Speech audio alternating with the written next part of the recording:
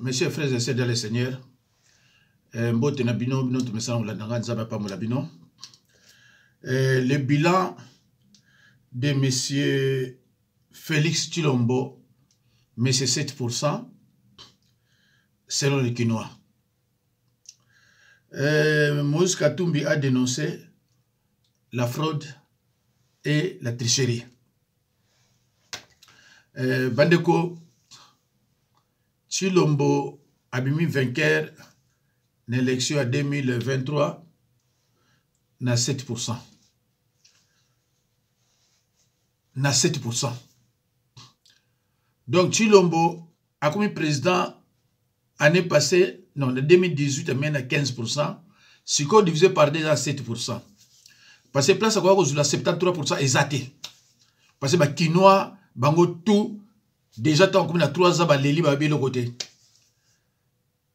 Tout le monde a été en boka, mon côté pas kendaki, azui batu koleka katumbi, ni fayolo, ni mukwege. Donc, mais c'est 7% Tshilombo a gagné 5e. Mais le coup avant, il y a déjà au Pola, azui bango, ni on se baluba la baluba, va constituer ma élection. Il y a mon monaki que, le coup de l'élection de Salama, et que baluba doit proclamer a béni opposition pété. Donc, et là, on peut s'y passer. Tant que bimis va résultat pas y bazalaki, Tshilombo na Denise ba gangi ba kamwe. Ah, ndeko, so comme na niveau le kuta ba niveau na, c'est grave. Yo yebi ko tricher. O yebi ke kadi ba mulu ba ndeko na yo. Akoko proclamer mutu suste kaka yo. Pe o yebi ke bo tricher na fraude des na kati. Ah, mais bo kamwe ni. Mais bokamwe nini? Oui, ce qui montre na vie a commis un niveau ya tromperie ya boye. Donc a bongi se ba makamana nyonso. A yebi déjà alobi ke position a pété. Pour na koleka. Tant que monsieur résultat a kamwe. Denis P a kamwe ngabi oui. Ndeka na lobaki. Tout mon louba est d'abord menteur. Et mon ami. Alors, tout le monde image ya ba Quinois, ce qui va le bini, tout le monde a pétio. Même un mouton, je n'ai jamais détaté. Ce qui est efficace, il m'a 50 ans, c'est plus la raque. Tu es bien épisode que vous avez aussi un tricherie. Aussi, non, on a tricherie. Président Mobimba a eu bien ta salaire, on a été. Beaucoup de temps, vous avez mis Félix, vous avez mis aussi une tricherie. Aussi une tricherie. Mboka Mobimba, Moutamala Mozati, tout le mibi, tous les politiciens mibi, Ngobila Moibi, Godin Poy Moibi, comme ici, professeur qui se salité. Président Mobimba, il a un salaire à Mboka. Il m'a dit que c'est pas là Moukete. Pour nous donner le monsieur que reçoit la tricherie, tu n'as pas le monsieur qu'on reçoit. Pour reçoit la tricherie. Alors, Baneko, ce qui ban Mika Boye, déjà, ils reconnaître que aux une tricherie. Cela veut dire que bango tout baninga kayote so mona kini ba jeune aboye bazolo baboye c'est que bango tout baninga kayote bosiko aux une ni pour ba petit tout baninga na moyote mais siko aux une ni ayebi déjà que yo ko zona tricherie alors bien quoi ba yeba déjà que yo ko zona tricherie yo ka soni ko bande konanga c'est vrai que ndoki yo ka soni té mais bana boye so bazolo bezaka mo soni. Hein? Quand tu as 2018, on a effort de 15%. Mais il y a un baloyo. Partout, ceux qui n'ont pas fait un moyibi. Partout, tu as caméra, pas fait un moyibi. Mais ce que côté ni au bas, il a besoin. Donc, ce que tu as dit qu'aujourd'hui, 45%. On devrait toujours contester dans 42%. Même 47%. Mais il y a 73%. Donc, 73%, on a été à 27% pour 100%. Donc, Fayoulou, na Katumbi, bakabola peut-être 20%, 7% à Boniko, attends au sol mathématique était. Boni beaucoup à l'okuta tina qui moyibi à niveau boy. Moulouba ou à la vérité à zate. Beaucoup loué partout, Moulouba la vérité à zate. Moulouba zang escroc à la rate. Moulouba un escroc, un menteur, un voleur, petit délicat sexuel. Donc, makamto wana mabe na RDC za pa muluba. Ce que nous avons place ezali, ngana yebisi yo teke musala nzambe, eza pa mususte, eza pa baluba. To bandela surtout yo ka likambo ya mwana otoboti, et puis na pasi. Bana ya bobazoli lake, oza muta lukuta partout, yo to mobimba vérité la raté. To ka eli susu.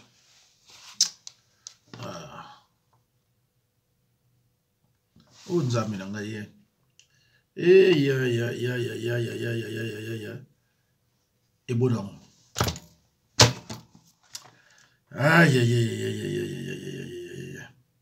Bah, téléphone, vraiment, c'est bébé, hein. Alors,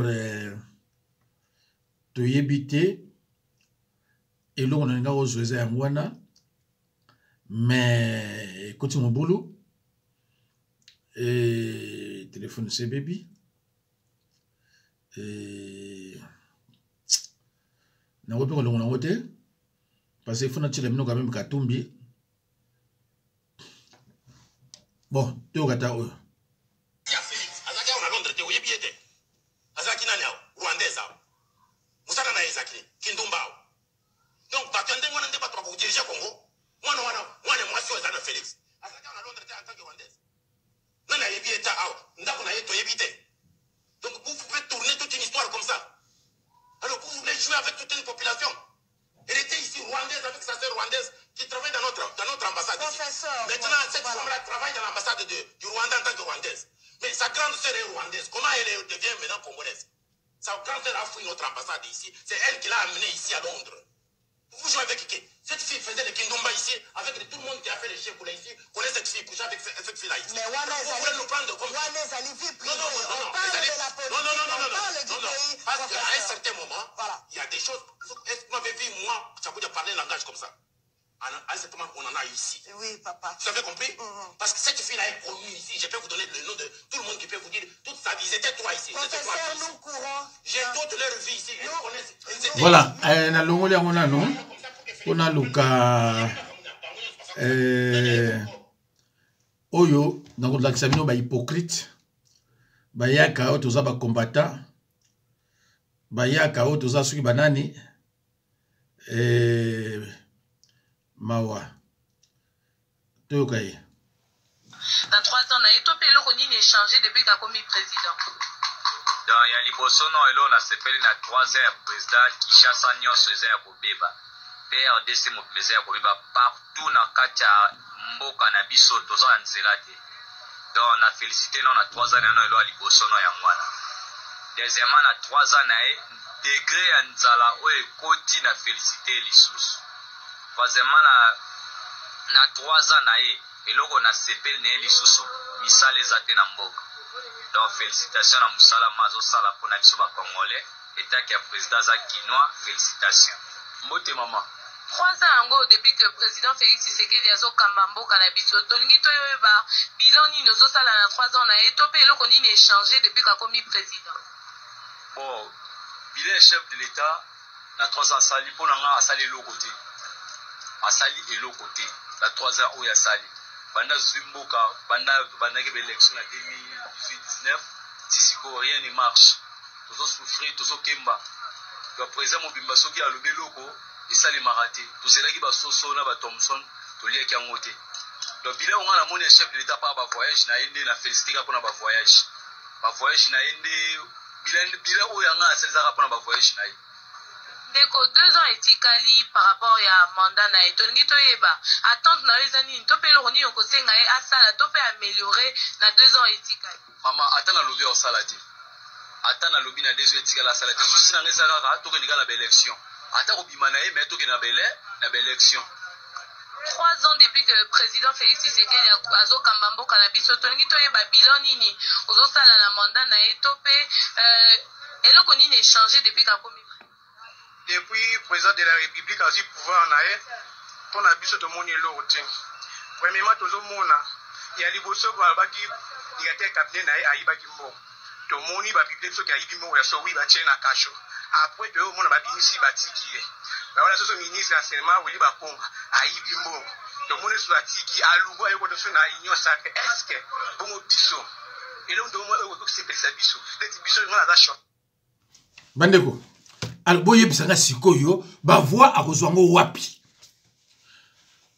ba voix donc petit yo moi non ndinga zoko ba a confirmé que les gouvernement va voler gouvernement va voler va confirmer que plus de 300 voyages aucun investisseur pasi ils ont pasi on a zuka muke alors bandi konanga boye bisanga nani a voté mais so bando tuna pona Fayulu Madidi oyo ka biloko malamu so bando tuna pona Katumbi ba biso Katumbi asala ki biloko malamu Katumbi na Katanga asali bo mais ya Tshilombo rien mais siko bande ba voté ah pona ni bosa na peuple boye pona nini peuple banda ko nyoko ama banda 66 ti le lobo zo continuer ko yona muluba mo benga ya bi me pasteur mutabanda mukamo muyibi eza mobutu mobutu alobana batu boyiba kandambo donc so yibi na 10 millions eza rien par rapport à 1 milliard donc faut le ba mobutu le ba bisoté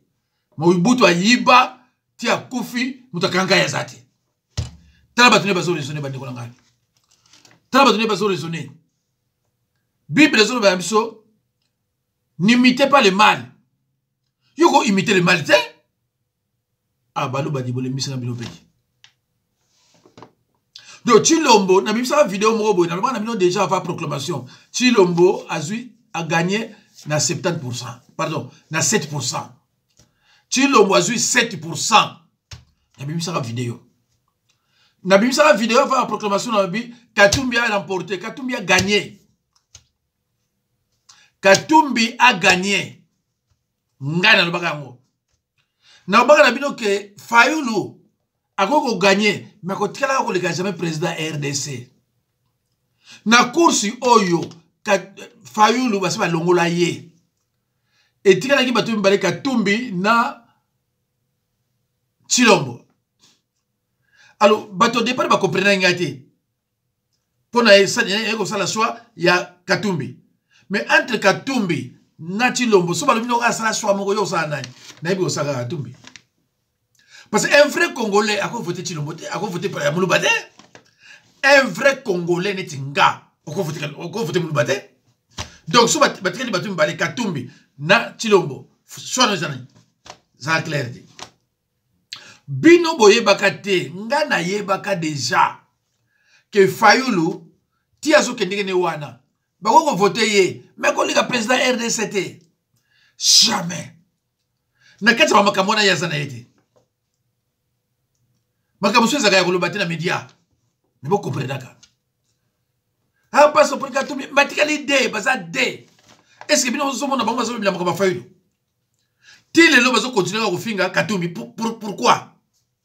Tant ba comprendre ka ke na 3 personnes wana boyo ka susu.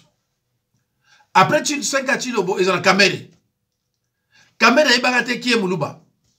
Ba monter ku prison. Tant wa bimi RDC ba yebika ya moyibi ndo voter azate. Na 3 personnes batri boni 2. Dengo nani? Tshilombo na Katumbi. Bolanda makamuna shema wana. Soki shema wana yebi yango te yoza le côté. Batri ko ba on parler. Bino bozolo mona makamu physiquement, mais spirituellement bozolo mona yango te. Ngazo mona yango physiquement, ngazo mona yango spirituellement. Nous n'avons pas à lutter contre la chair et le sang. C'est-à-dire notre combat n'est pas contre les individus. C'est un combat qui est spirituel, c'est-à-dire invisible. Notre combat n'est pas contre les hommes et les femmes, contre les esprits invisibles qui sont risés. Il faut comprendre. Il y a des gens maintenant qui comprennent. Ah, pas ça, on a qui musique pourquoi expliquer ça. Mais à un moment, on va expliquer bien côté, même si on a ça, on va avaler, on va expliquer bien côté. Alors, Badeko, Tshilombo, nani a voté ye, nani a voté Tshilombo. Et puis, Balou Bazapina, dans l'année interview sur le ministre de la Finance. Ah, dans l'année ministre de l'Intérieur, Moulouba, Bangouni soit Moulouba. Donc, ce qu'on a dit, oh, il y a une intervention Moulouba. Ce qui n'est pas Boba, Moulouba. Ah, c'est triste. Natalité, Narubi, mes chers frères, tant que nous serions en vie en RDC avec le Balouba, rien ne marchera. peut-être lui muluba te ngai bi muluba koleka yo tanke na bai na bino boy zala place moko bozana mbunza muyadi mukongo kivusien mtekisangani soika muluba moko aye wana so bandi osolola ko boya ko remarquer que oyo aza ya biso te oyo wana aza ya biso te nani muluba hein so sona buza bon natika buza po ba reprochanga na lingi mi ba buza to sona mongo o sentir que on ndeko na yo vite fait o sentir que mongo oyo ndeko nanga mais pas muluba pas ça hein o tromper batu o sepel pe ah neto ozo kamwa ndengo zui ah tsapel ndoke malamu alakate hein ndoke motema malamu azalakate peuple nenga zomona pasi na osala video moko awa ndeko Nalex na ipte soko na semina osiko ndeko azala ba impayé hein ba ko futa combien 10 000 francs congolais. 10 000 francs congolais, c'est équivalent. Il y a $3,5. 3,5 $. Tout ça, $4. Tu es au cahier, hein? Et puis, c'est colonie. Tu es au cahier. Bon dimanche à tous. Ah, merci. Et dans le communicateur du chef, Fachourien, les autres ont célébré Victoria Moukantomolo Maïwakanye. À ma grande surprise, nous avons un message sur le côté de groupe de anti-fraude. Mais pour les gars gouvernorat, vous avez bon. 6 mois impayés. Ah, vous avez un gouvernorat, vous avez un bon. Bon, vous avez 10 000 francs. 1, 2, 3, 4, 5, 6, 7, 8, 9, 10. Ndembongo, maman Kalena, Futibiso Yangoy. 10 000 francs.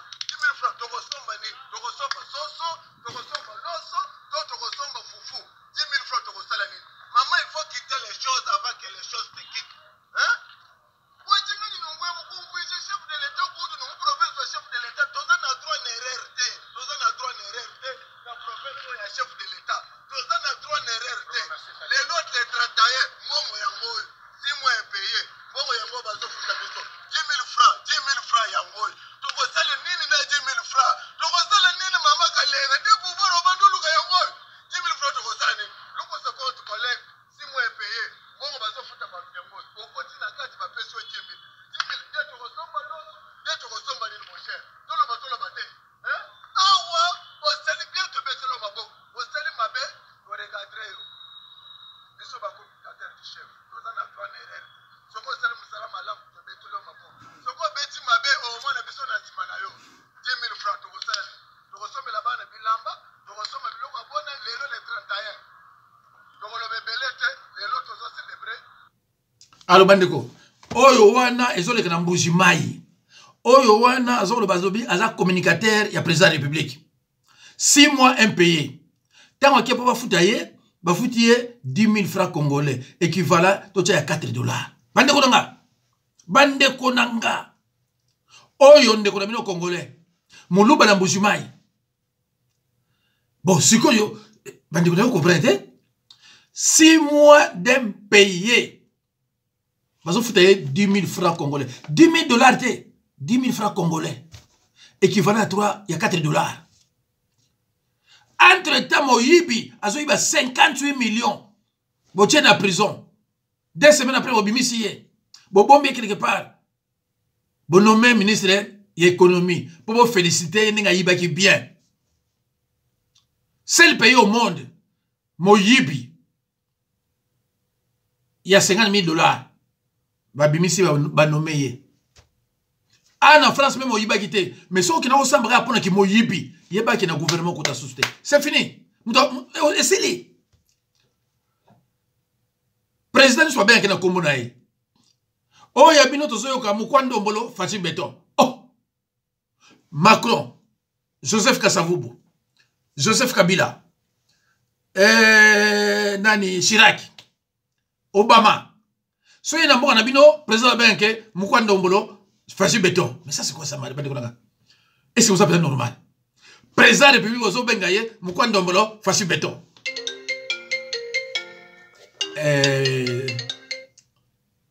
Non, c'est la vidéo, nous avons appelé. Alors, Toyoka Katumbi a parlé. Katumbi, Monsieur Moïse Katumbi, a dénoncé la fraude et la tricherie. Il s'est bien à lobby malamu. Il s'est bien exprimé plus que Monsieur 7%. Tant on a l'andiéti, mais on s'en moutouko, à ça vous raisonnez. Et puis, à ça, JTT, Anakimia. Sur l'exemple vidéo, à Moutourabino, Moukwando, Mbolo, Fachi Béton, bon, on a ça agité. Mais dans l'andi, Katumbi, à ça, c'est vraiment un homme sage, hein? C'est vraiment un président qu'il nous faut. Un homme sage, honnête et intègre. Tolandaï. Oh là. Oh là là là là là là là là. Togolandaï. Bokitsa motema ezoya. Soki na monite na kozwaye et par me na kozwaye.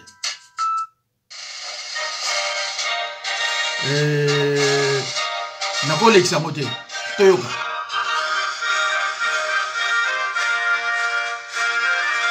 Mes chers compatriotes, à l'aube d'une nouvelle année, je vous souhaite à chacun de vous une bonne et heureuse année 2024. Merci. Qui dit année nouvelle, dit résolution personnelle. Nous venons de vivre ensemble une histoire qui nous lie à jamais. Je vous remercie tous pour la grande confiance que vous m'avez manifestée tout au long de la campagne où nous avons pu nous parler et dresser de plans d'avenir. Je remercie tous mes alliés pour leur soutien.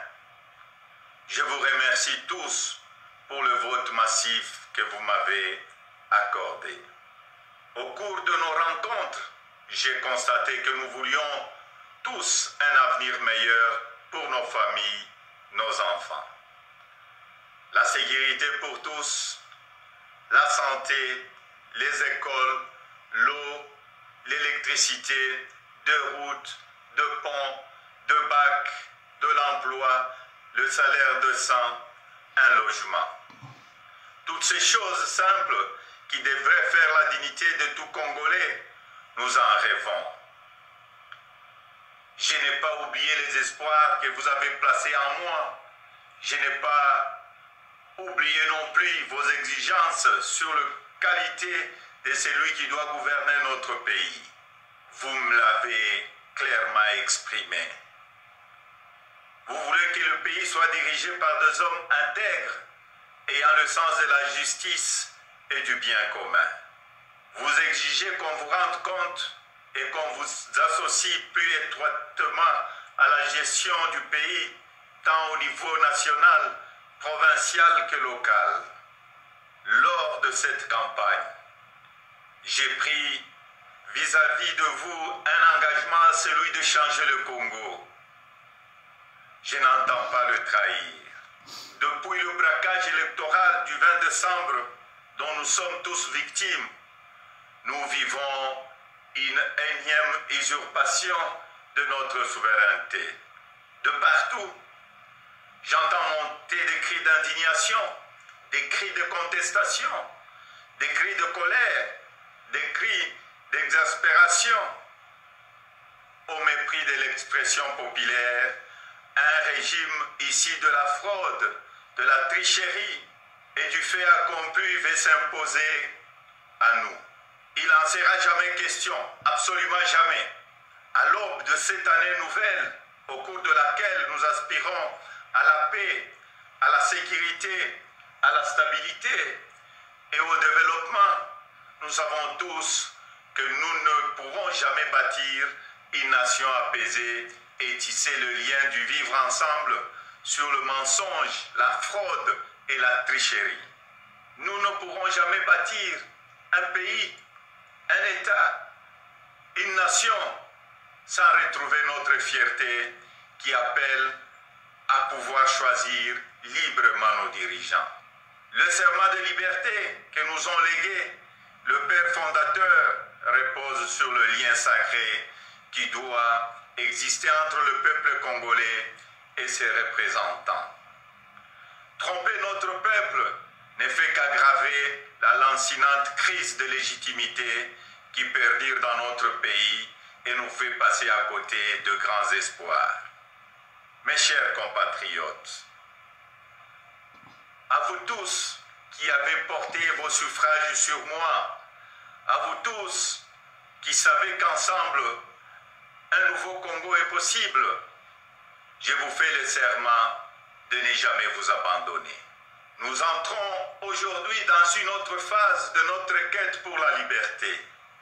Nous devons ensemble soustraire notre pays de main de la prédation, de la corruption, de la gabegie et de toutes les injustices. C'est pourquoi, avec d'autres compatriotes, avec le force sociale et politique et prise de liberté, un sursaut citoyen est nécessaire.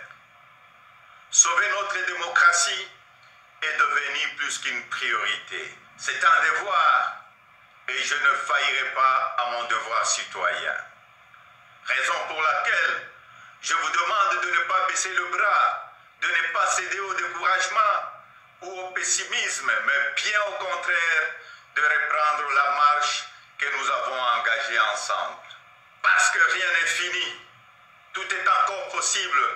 Et ce nouveau Congo, nous y avons droit et nous ne laisserons à personne le droit de briser le rêve que nous avons de le bâtir ensemble.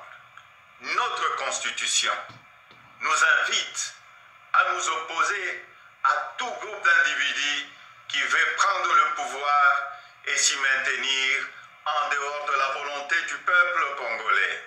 Pour notre dignité et l'avenir de nos enfants, nous sommes tenus de souscrire à tout le moyen qu'elle met à notre disposition pour refuser la fraude et l'installation de la dictature. Peuple congolais, tenons bon, restons mobilisés. Le temps de l'action est venu.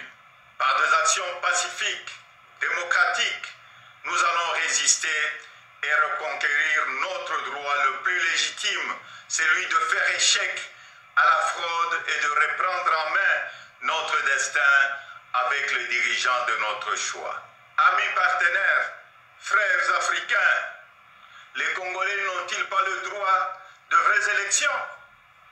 Dites-moi, dans quel pays au monde l'on retrouve des machines à voter entre les mains des candidats du pouvoir et on se précipite à proclamer et à féliciter un vainqueur aux élections?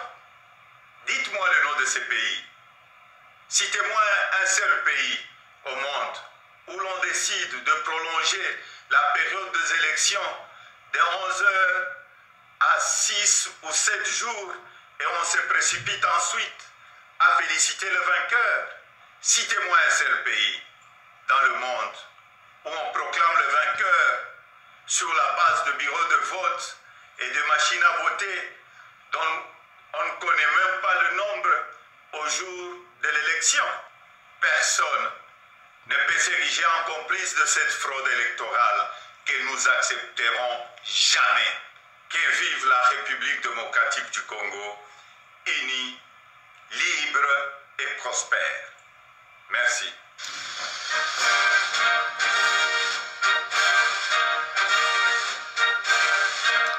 Alors, merci beaucoup, Monsieur Moïse Katumbi, que Dieu vous bénisse. Laissons le temps au temps. Rien ne restera caché éternellement devant Dieu. Basala Obalingi, mais tu es que tu peux récupérer car. Alors, bandi kunangai, Bolandi, Bana Mboka, ndenge bazo reconnaître Chilombote, mais bazo féliciter na mabenyo so oya sala, ninga komisi pasi partout. Alors, bandeko, boyo occupé les vainqueurs. Il y a une élection à Bisso. Monsieur Moïse Katumbi, Oyo alobi na bino. Mais alobi, nous ne devons pas baisser les bras. Mutumoko akoko baisser bras alobako, ngai na likuka susute azate. Toko kende tina suka. Toko kende tina suka toyeba, nani azaki vrai vainqueur. Menga, nalobaka na bino déjà que, Monsieur Moïse Katumbi, yende mutaganyaki. Nabai na bino, Monsieur Chilombo, azoki 7%. Et puis, il a 7%. Total, pas ekosuki la bino. Ba, o bazan a besoin d'angaï. 06, ou bien 0033. 0033. 6, 51, 03, 92, 89. Ou alors, 06, 51, 03, 92, 89. En tout cas, bandeko, na tiki bino, na sala sou vidéo mususu, pona ndeko na biso moko ya congolaise, aza hypocrite. Après, na kulakisa bino susu, hypocrite mususu. Nzambe apambola bino. Ngape na ubanga mutute. Tout le temps, s'il faut parler, pona Moïse Katumbi, je ne peux pas moi aussi baisser les bras. Nous allons toujours debout et tête haute. Merci et au revoir.